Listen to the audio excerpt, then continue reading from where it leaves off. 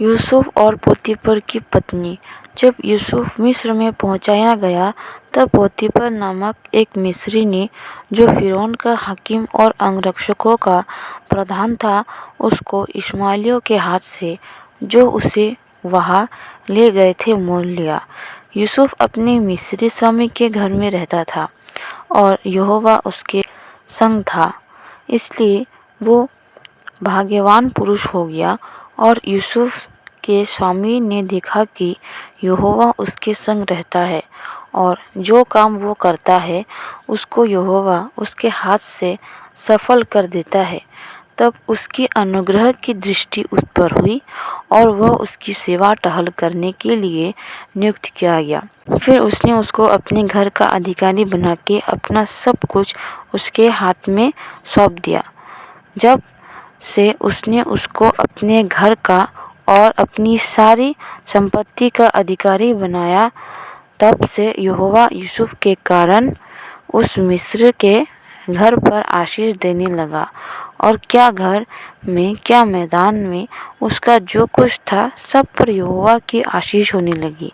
इसलिए उसने अपना सब कुछ यूसुफ के हाथ में यहाँ तक छोड़ दिया कि अपने खाने की रोटी को छोड़ वह अपनी संपत्ति का हाल कुछ न जानता था। यूसुफ सुंदर और रूपवान था। इन बातों के पश्चात ऐसा हुआ कि उसके स्वामी की पत्नी ने यूसुफ की ओर आंख लगाई और कहा, मेरे साथ सो। पर उसने अस्वीकार करते हुए अपने स्वामी की पत्नी से कहा, सुन, जो कुछ इस घर में है मेरे हाथ में है, उसे मेरा स्वामी कुछ नहीं जानता और उसने अपना सब कुछ मेरे हाथ में सौंप दिया है। इस घर में मुझसे बड़ा कोई नहीं और उसने तुझे छोड़, जो उसकी पत्नी है, मुझसे कुछ नहीं रख छोड़ा। इसलिए भला मैं ऐसी बड़ी दुष्टता करके परमेश्वर का अपराधी क्यों बनूं? और ऐसा हुआ कि वह प्रतिदिन यूसुफ से बातें करती रही, पर उसने उसकी न मानी कि उसके पास लेटे या उसके संग रहे। एक दिन क्या हुआ कि यूसुफ अपना कामकाज करने के लिए घर में गया और घर के सेवकों में से कोई भी घर के अंदर ना था। तब उस स्त्री ने उसका वस्त्र फाड़कर कहा, मेरे साथ सो। पर वो अपना वस्त्र उसके हाथ में छोड़कर भाग गया और बाहर निकल गया। यह देखकर कि वो अपना वस्त्र मेरे हाथ में छोड़कर बाहर भाग गया, उस स्त्री ने अपने घर के सेवकों को बुलाकर कहा, देखो, वो एक इब्री मनुष्य को हमारा तिरस्कार करने के लिए हमारे पास ले आया है। वो तो मेरे साथ सोने के मतलब से पास अंदर आया था और मैं ऊंचे स्वर से चिल्ला उठी और मेरी बड़ी चिल्लाहट सुनकर वो अपना वस्त्र मेरे पास छोड़कर भागा और बाहर निकल गया। और वो उसका वस्त्र उसके स्वामी के घर आने तक अपने पास रखे रही। तब उसने उससे इस प्रकार की बातें कही, वो इब्री दास जिसको तू हमारे पास ले आया है, वो मुझसे हंसी करने के लिए मेरे पास आया था और जब मैं ऊंचे स्वर से चिल्ला उठी तब वो अपना वस्त्र मेरे पास छोड़कर बाहर भाग गया। अपनी पत्नी की ये बातें सुनकर कि तेरे दास ने मुझसे ऐसा ऐसा काम किया, यूसुफ के स्वामी का को भड़का और यूसुफ के स्वामी ने उसको पकड़कर बंदी गृह में, जहाँ राजा के कैदी बंद थे, डलवा दिया। अतः वह उस बंदी गृह में रहा। पर यहोवा यूसुफ के संग संग रहा और उस पर करुणा की और बंदी गृह के दरोगा के अनुग्रह की दृष्टि उस पर हुई। इसलिए बंदी गृह के दरोगा ने उस सब बंदियों को जो कारागार में थे यूसुफ के हाथ में सौंप दिया और जो जो काम वे वहाँ करते थे वह उसी की आज्ञा से होता था। यूसुफ के वंश में जो कुछ था उसमें से बंदी गृह के दरोगा को कोई भी वस्तु देखने ना पड़ी थी, क्योंकि यहोवा यूसुफ के साथ था और जो कुछ वो करता था यहोवा उसको उसमें सफल कर देता था। यहाँ पर यूसुफ को कुछ बड़ा मिलने से पहले, जो कि परमेश्वर ने उसको स्वप्न में दिखाया था, परमेश्वर ने उसकी परीक्षा ली और ये परीक्षा व्यभिचार की परीक्षा है, जो कि सबसे शक्तिशाली परीक्षा है, जहाँ पर 100% से 90% लोग जो है इस परीक्षा में फंस जाते हैं और फंसे हुए भी हैं बिना परीक्षा के भी। तो परमेश्वर ने यूसुफ की खराई को चेक करने के लिए, वो मेरी आज्ञाओं का कितना आज्ञाकारी है, कितना पालनकारी है, उसको जानने के लिए परमेश्वर ने उसको परखा और वो खरा निकला।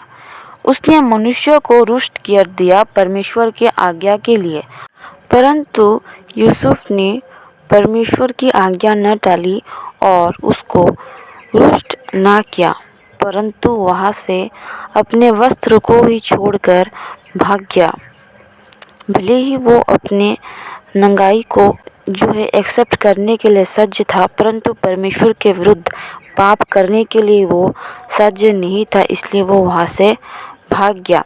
दोस्तों, बाइबल कहती है यूसुफ बहुत ही सुंदर और रूपवान था, जिसकी वजह से पोतीफर की पत्नी उसकी ओर आकर्षित होती है।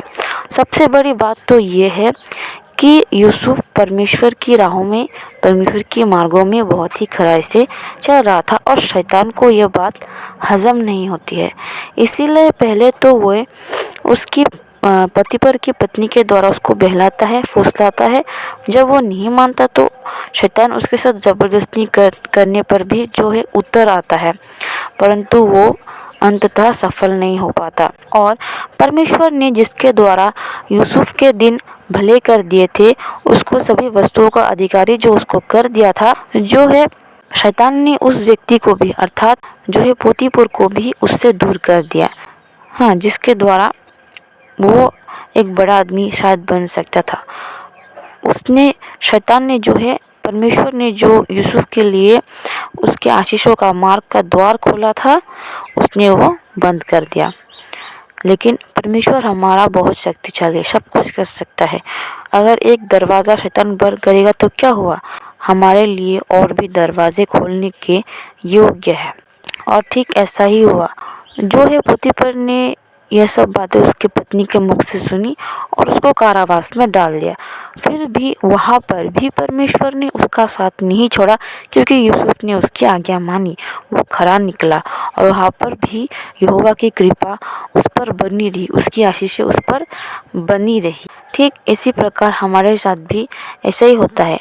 हमें लगता है कि हमने इतनी मेहनत की और इतनी मेहनत के बाद हमें कुछ अच्छा मिला है, कुछ अपॉर्चुनिटी हमें मिला है, जैसे कि यूसुफ को यहाँ पर मिला है, परंतु किसी भी वजह से वो अगर हमसे छूट जाती है, जिस प्रकार यूसुफ के साथ हुआ, ज़रूरी नहीं है कि ऐसा ही हमारे साथ हो, कोई और भी प्रॉब्लम बहुत बड़ी बड़ी आ सकती है जीवन में। तो उसकी वजह से अगर हमारे हाथ से वो जो कार्य हमको मिला है इतने परिश्रम के पश्चात छूट जाए, तो आप समझ लेना ये शैतान की ही चाल है, जो कि आपसे उसने छीन लिया है। परंतु कई व्यक्ति यहाँ पर भड़क जाते हैं, क्रोधित हो जाते हैं परमेश्वर पर कि इतना सब करने के बावजूद अभी मेरे पास कुछ नहीं बचा।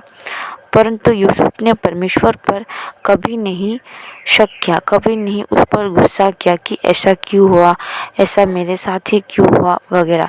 वो उसके साथ जो भी हुआ उसने सह लिया और उसने अपना भरोसा परमेश्वर पर रखा। ठीक इसी तरह चाहे हमारे जीवन में कुछ भी हो जाए, हमें अपना भरोसा परमेश्वर पर सदा बनाए रखनी है। यूसुफ की तरह हमें अडिग रहना है अपने विश्वास पर, तब हम भी यूसुफ की तरह ही एक दिन अपने कठिनाइयों से गुजरकर परमेश्वर के आशीषों के अधिकारी होंगे। आमीन।